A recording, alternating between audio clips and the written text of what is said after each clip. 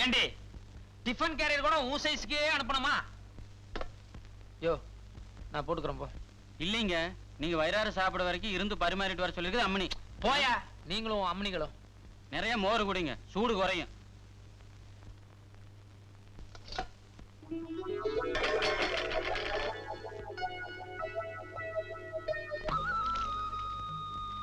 மதன் இருக்கானா? நான் ஃப்ரெண்ட் ராமலிங்கம். அவன் இருக்கானா இல்ல வெளியே போயிருக்கானா?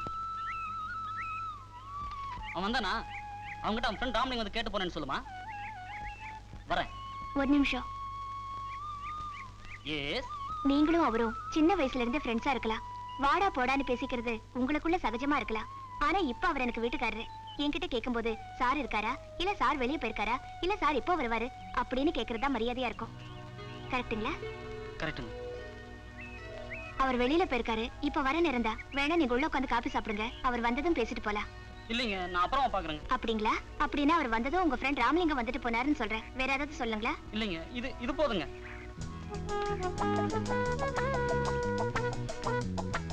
என்னடா ஒரு வாரமா ஆளைய காணோம்? எங்க வெளியூர் போயிருந்தியா? சார் உங்களை நான் அப்புறமா பாக்குறேங்க. ஏய் என்னடா திடீர்னு சாரு? அது வந்துங்க, நீங்க வந்துங்க, நான் வந்து உங்களை நான் அப்புறமா பாக்குறேங்க. என்னது மென்டல் மாதிரி திணிங்க போடுறான்? என் பொண்டாட்டி பாக்குற அத்தனை பேருமே மிரட்டானுங்களே.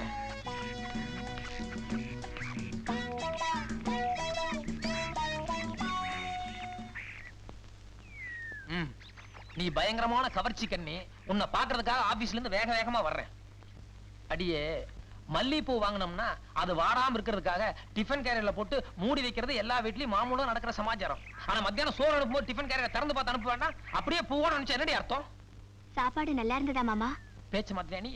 பயங்கரமான கைகாரடி நீ. எல்லாரும் வேடிக்கை பாக்குறான்னு பாக்குறேன். ஒரு நாளைக்கு உன்னை உள்ள கூட்டு போய் நொக்கு நொக்கு நொக்குறன்னு இல்லையா பாரு. டேய்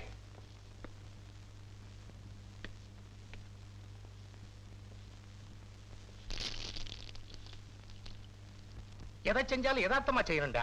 இதுல சூதுவாதி எதுக்கு? நீயும் உன் பொண்டாட்டியை லவ் பண்றீங்களா?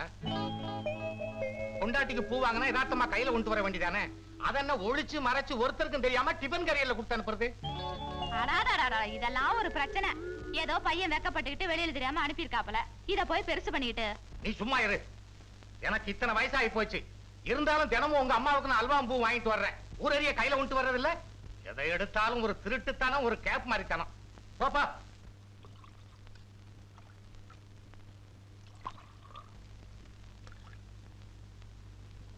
இந்தாங்க மாமா. புருஷனுக்கு கெட்ட பேர் வரக்கூடாதுங்கிறதுக்காக நீயா பூ அனுப்பிச்சு நீயா வாங்கிக்கிற உன்னுடைய புத்திசாலித்தனத்தை பாராட்டுறேன். ஆனா அதுக்காக புது பொண்டாட்டிய நினைச்சு கூட பார்க்காத ஒரு கல் நெஞ்சம் இல்லடினா. பூ வாங்குறது பொம்பளை செய்யற சமாச்சாரம். அதை வேணா நான் மறந்துருக்கலாம். ஆனா உனக்காக லாலா கடை வரைக்கும் போய் திருநெல்வேலி அல்வா வாங்கிட்டு வந்திருக்கேன். Keep it. என்ன பாக்குற? நம்ப முடியலையா? சாரி மாமா. சாயந்தரம் நீங்க வரும்போது என்கிட்ட எரிச்சலா தான் வருவீங்கன்னு நினைச்சேன். ஆனா இவ்வளவு பிரியமா அல்வா வாங்கிட்டு வருவீங்கன்னு நான் நினைக்கவே இல்ல.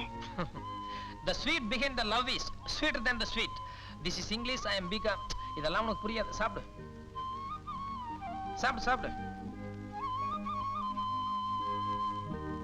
ஏண்டி சின்ன கண்ணே, என்னங்க எங்கடி இங்க வச்சிருந்த அல்வா பொட்டலத்தை காணோம்?